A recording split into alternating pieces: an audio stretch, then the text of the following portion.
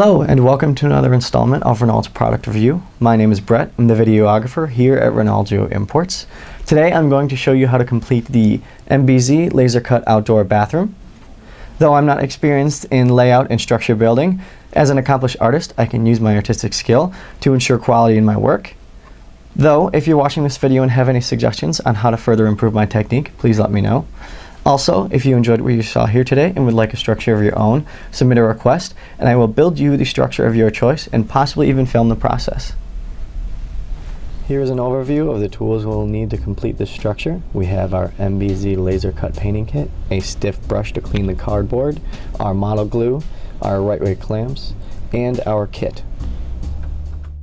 The first thing we're going to do is we're going to take our stiff brush here and gently brush off all the edges that were cut by a laser to clear all the dust off our structure pieces. You don't want any of the excess cardboard dust in there because it can stop your glue and paint from sticking to your structure. You can see the dust falling right off there as we clean it off with our brush. And then just go ahead and do that for the rest of the edges that were cut by the laser. Organizing your workspace can be important when building a structure. Personally, I like to start with everything in its place and gradually destroy my work area as I go on. We are going to begin the assembly of our structure by gluing our windows and doors to our walls. Take each panel and take our model glue and spread the glue around the panel. A very nice feature about this model is it is only able to be assembled one way, eliminating the possibility of mistakes, like putting a textured wall on backwards. Once we have our glue on, we line up the panel, apply a bit of pressure, and then ensure that it's lined up correctly. If needed, we can place a heavy object on top until the glue dries to ensure that no edges lift up. Then we're just going to continue on with the process and glue on the rest of the doors and windows. Once the glue has dried, lay out the walls in the order that they need to be assembled, ensuring that each piece lines up properly. Today we are going to be using right-way clamps because it is by far the easiest and most efficient way to assemble walls and floors on a structure. We start by taking our two walls here, and as you can see they only fit together one way, eliminating any mistakes like the texture being on the wrong side. Then we make sure they're lined up. Take our clamp, place one wall on the bottom, and line up the other wall and connect the clamp together. As you can see, the right-way clamps allow easy application of the glue while the wall is held together at a 90-degree angle. And now we just wait for the glue to dry. One of the few mistakes I made during this process was forgetting to apply the glass before I fully assembled the walls. I will show you how to correct a mistake like this. First, line up the plastic where it needs to be put on, then make a mark with your razor, then cut out the shape you marked. And now put modeling glue around the edges.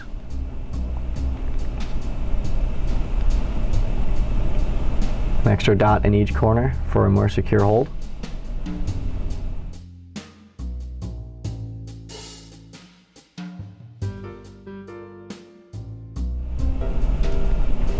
Gently balance the plastic on your fingers. Ease it into the structure. Now with your thumb and pointer, apply pressure along all the edges with glue. And now you have glass doors and windows. Now I'm going to attach the first part of the roof. Take my modeling glue, put it on the edges that are going to be touching the roof. Make sure you don't use too much glue or it will ooze out the cracks, but use enough to get a good attachment from the roof to the wall.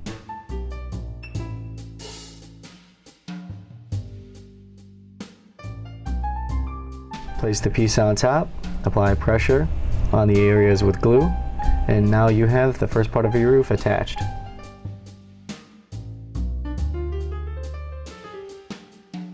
Moving on to the second part of the roof, apply glue all around the top and the edges that are going to meet the roof. Make sure it's properly creased, and I apply pressure across the entire piece after I've lined it up properly, and wipe away excess glue with my finger. As you can see here, there is some separation on the edges. I want to fix that. Easy enough, just put some glue on the edge.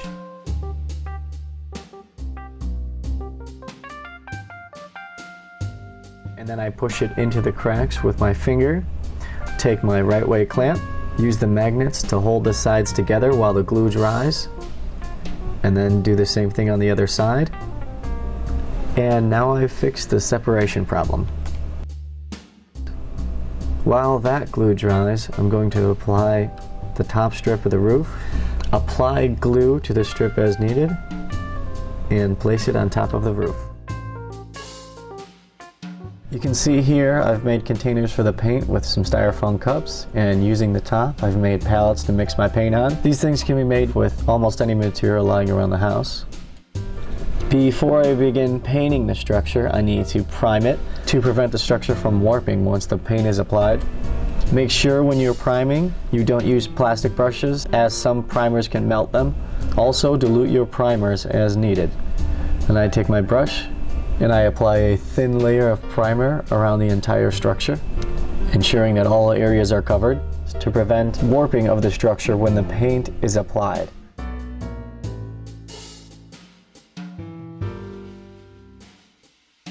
One more thing I need to do before I paint is fill in the cracks of the joints so they are not visible after the structure is painted.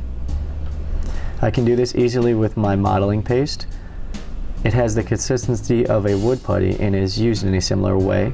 Take a small amount and put it on your finger and push it into the cracks, and then smooth it out, and then it can easily be painted over. Now I'm going to start mixing my paint. I take the red pigment powder I'm going to use for the color of the roof.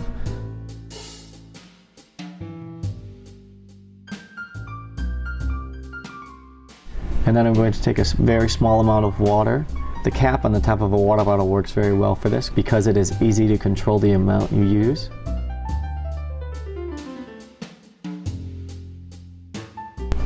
And you add a small amount to the pigment powder, and then I mix it thoroughly to ensure there are no chunks of pigment.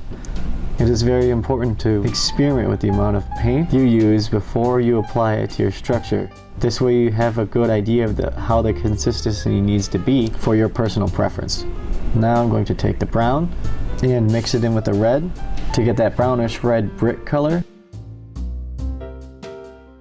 And as you can see, I've mixed it into a paste that has a pretty good consistency for what I need. And finally, I just need to add the bonding agent. This will waterproof the paint and make it non-abrasive. Make sure you are very familiar with the amount you need when mixing the pigment, water, and bonding agent before you apply the paint to your structure. Okay, now I have my 3 colors mixed, and I only need 3 colors because I can mix these and create hundreds of different shades and hues to apply to my structure. Now I have my palettes, and I want to dampen my sponge a bit with some water. You don't want it too damp because you don't want your paint to be too watery on your structure. But you also don't want your paint too thick because it can take away from the texture on the surface. Apply a bit of paint to the sponge from my palette. These cups actually work nicely for palettes. And then I start applying my paint, and then I get the right amount of paint on my sponge and start applying it lightly to my structure.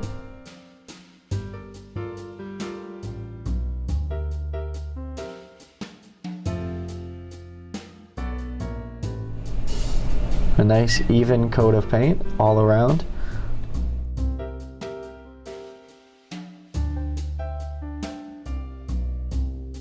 Now occasionally, if you pre-assembled your structure before painting it, you can get paint on undesired areas like these doors here, but it can be easily fixed if it is not too thick. You can simply wet a brush and go over the area with paint on it, and then wipe it off with a Q-tip or paper towel. Here I'm using a technique called dry brushing.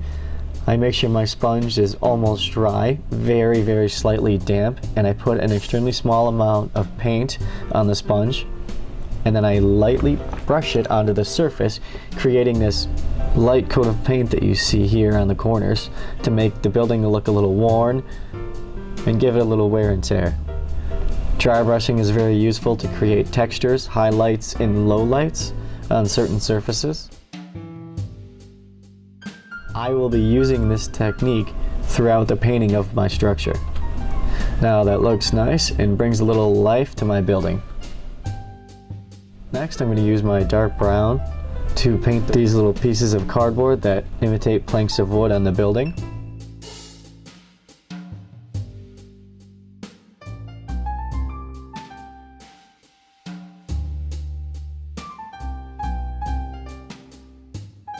Using my brush to cover all the edges here, it works well to get in the cracks and make a nice even coat on the edges.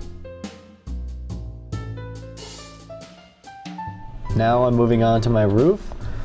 I'm going to take this red color and get the right consistency on the sponge, and then start applying it to my roof. The roof is very textured, so it's hard to get into all the cracks. Ideally, I would be using an airbrush to paint such a textured surface, but I don't have that available, so I will use a paintbrush to fill in all these different cracks with this reddish brown paint here. In this instance, I will need the paint to be a little thin so it can evenly cover the roof without flattening the texture. While my roof dries, I'm going to begin to paint the outside pieces, like these brick strips that go along the bottom here. I'm going to take this same red brown that I use for the roof and lightly brush it on the piece. Careful not to use too thick of a consistency because I want that texture of the brick to show. Now, once the red brown has dried, I'm going to take white and lightly dry brush it randomly along the strip to bring out some depth and give it a little perspective. To bring out some highlights and give it a little perspective. You can see how that makes it look a little more realistic now. And you can use different sides of your sponge for different colors to keep your paints from mixing too much. And then I'm going to take my dark brown and do the same thing I did with the white and really bring out some texture on that brick and make it look a little bit more real.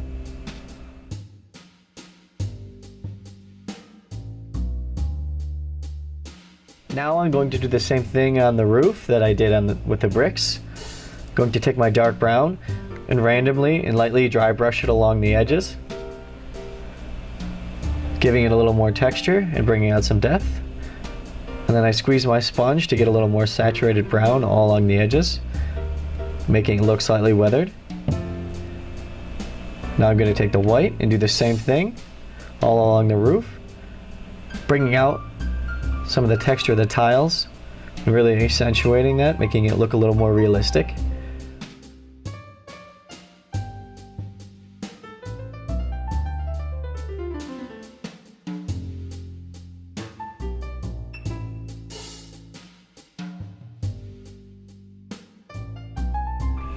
Now with those extra colors in, the roof looks a bit more realistic.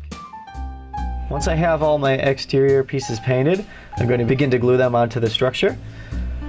Make sure I have glue evenly dispersed on the inside, and then I place it on the wall. Now to hold it down while it dries, I'm putting a little bit of weight on here.